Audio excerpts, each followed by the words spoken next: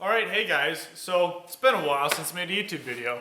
But anyways, today we're going to look at my third year electrical apprentice backpack, tool bag, and my other bag that has some of my PPE and stuff in it that I travel around the province with and basically bring wherever I go to work. Donkey's breath. Alright, so just like last time, by that I mean when I did my first year bag, this is a different bag, Cline backpack. Personally, not too happy with it, but we'll get into that later. I started off the video by opening her up and dumping the thing all over the bench. This is just this little husky bag, Home Depot. I think it's about 45 bucks or something. No one really, there's some people took offense to the way I treated my tools, and I don't understand trying to spice up a video. But for all those people that are like that, I would just like to say, everything I have here is exactly how I actually have it on the job site. And there's a tad bit of mess, but it's generally pretty good. So let's just start with the main compartment of my backpack here. As you can see, the messy part, got a pair of cut-resistant gloves right on top, pretty self-explanatory. Tape measure, self-explanatory. Little bullet level. I was using it recently, but everything else in my backpack, in the main compartment, there's the hacksaw, which stays loose. My Fluke 353 something, can't remember what it is. Made a video on it, link will be in the description. And everything else is in a pocket and it has a home. So I'm just gonna start going through this stuff. I'm just gonna start grabbing. Cline multi-bit nut driver. So we got all the different nut sizes, all imperial, no metric in this one. And I thought I wouldn't like it. I bought it. I like it. 9/16 speed wrench. It's the only one I have in my backpack at this time. Cressy Super 88 handle. Crescent wrench. Pipe reamer. Beautiful. Any EMT work, just beautiful. Cline pipe reamer. Cline multi-bit terminator. Not actually the biggest fan of this. I really do prefer this style of terminator over this. Just straight flat. It has the Phillips and stuff in it. Don't use it. Like these better. Oh, what's up here? One of many different knives. Can't even remember what this type of utility knife style is called, but utility knife. Cline Journeyman Series channel locks. Not a small pair, but just, you know, your average pair of channel locks. Snippers, crimpers, whatever the hell you want to call these. There's an actual name for these type of pliers. I can't remember. Aircraft cable crimps. This is for, I believe, 1/8 cable crimps. Use a lot of those. 6-inch 3/8 drive extension was chilling right there. Now I get into some fun stuff down here. Electrical tape.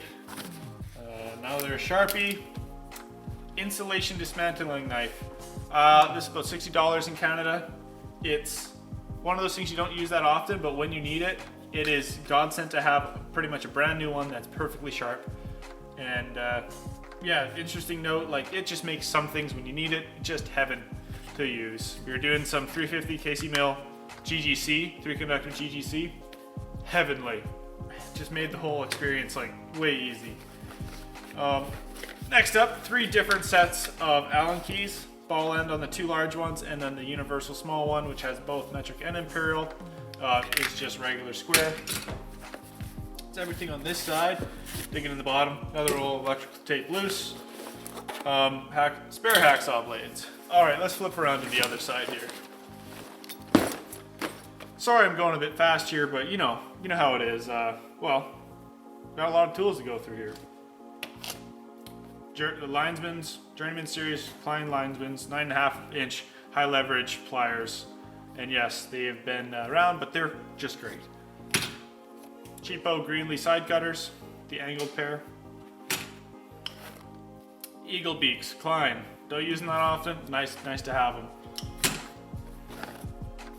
Vice grips of the Mastercraft variety because why not? They're handy. 2 different pairs of Cline strippers, the Lumex variant must have for when using Lumex, and the regular just for every other type of stripping out there. Ooh. Onward. 3/16 Terminator, fresh. 1/2-inch drive ratchet. 4-inch, 1/2-inch drive extension. Cline, what is this, a 12-inch flathead beater, even though it's pretty new. I actually have had this for a while, it's held up really well. Love this screwdriver, very useful. Long Phillips, just never can get away with it. Don't really need it anymore because of my next screwdriver here, which is the Cline adjustable length from, I think it's from a 4 to an 8-inch shank, and it has number 2 Phillips on one end, and then a flathead on the other, and you can adjust the length from that long all the way to that long and back, like so. I'm actually really liking that screwdriver. You just can't beat on it very much. Next one, Mega Pro, regular style, has all the bits. Yes, I'm a Mega Pro guy, just like I was the last time. 1/2-round bastard file, 10-inch long, use it every time. Cut a piece of tray, cut some cantress, whatever. Beautiful. Long needle nose. These things are heavenly to have for reaching into large concrete ring boxes and stuff like that. Must have. Alright, that's the front part of my bag. Now into the pouch. Side note, about this Cline backpack. I've only had it for about 3 months, and I already ripped this front seam, and she's already kind of getting all flip-floppy. It was $175 Canadian on Amazon.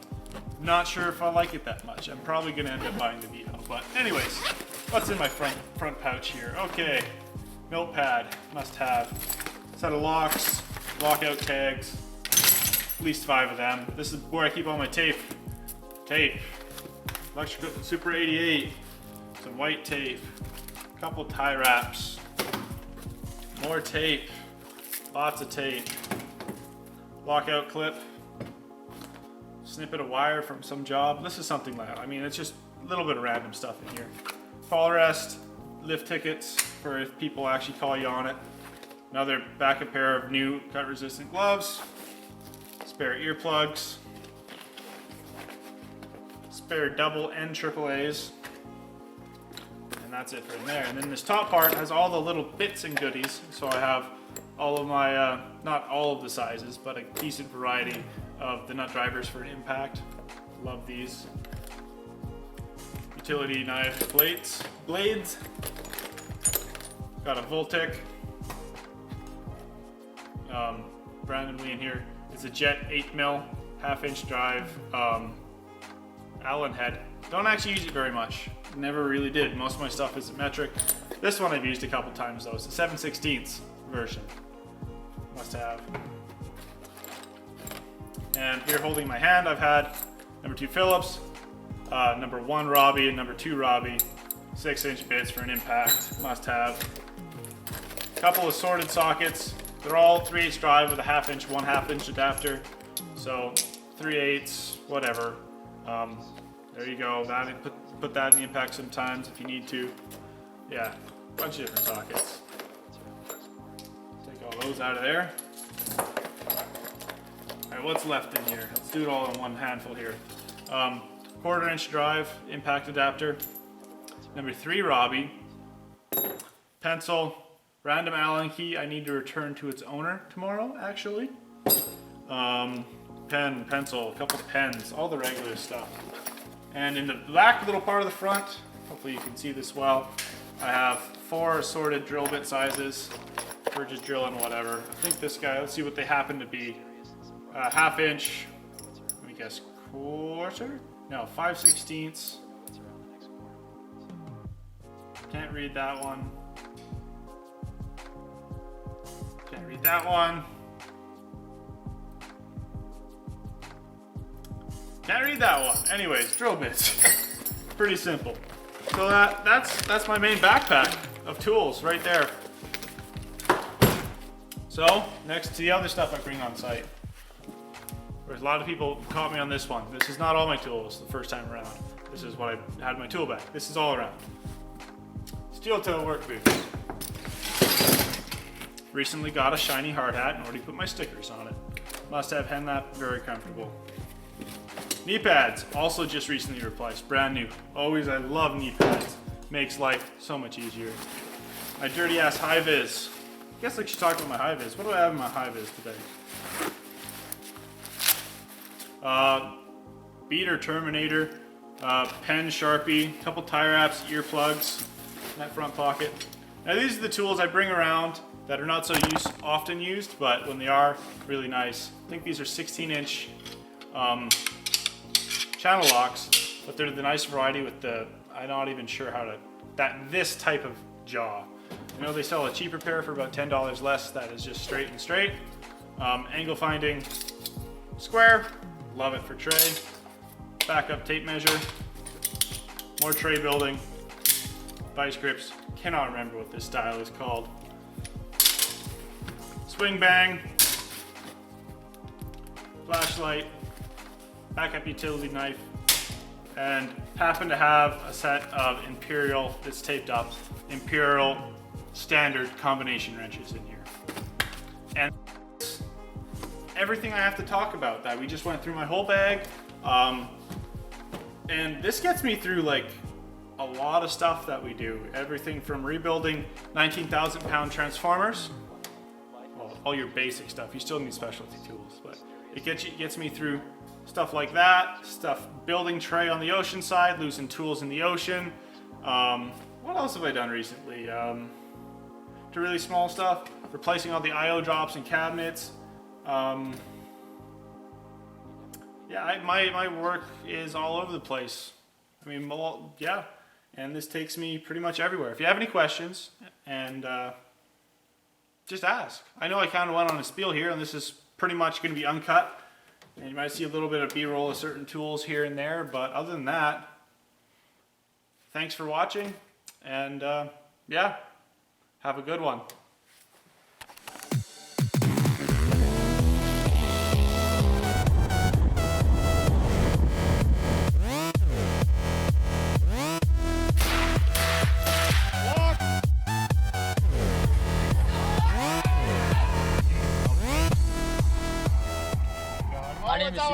Alright, so here's a little afterthought part for all the car audio guys that made it this far and, you know, don't really touch the electrical realm, they just touch the car audio realm. Well, I'm going to show you two things. One, this is a double two-hole barrel compression barrel lug for 750 KC mil copper. This is a big termination, not the biggest, but that's big. 4/0 isn't big when you're talking about power runs. 1/0 feels small in my hands most days. This is the stuff we run into. This is what we have to bend into place on huge transformers. And this is what a 25 amp, if I'm correct, fuse looks like. It's a 5 kV fuse. I believe this is from about the 70s. I got it at I actually don't even know if it's still good, but I might tear it down and pour out the minerals inside and see the coils and tear it apart one of these days. But right now, I'm just going to sit on the shelf. But this is a 25 amp fuse, everybody. All the electricians out there are like, yeah, that's normal stuff. But for the car audio guys that don't really get to see this stuff, the industry is very interesting and very big.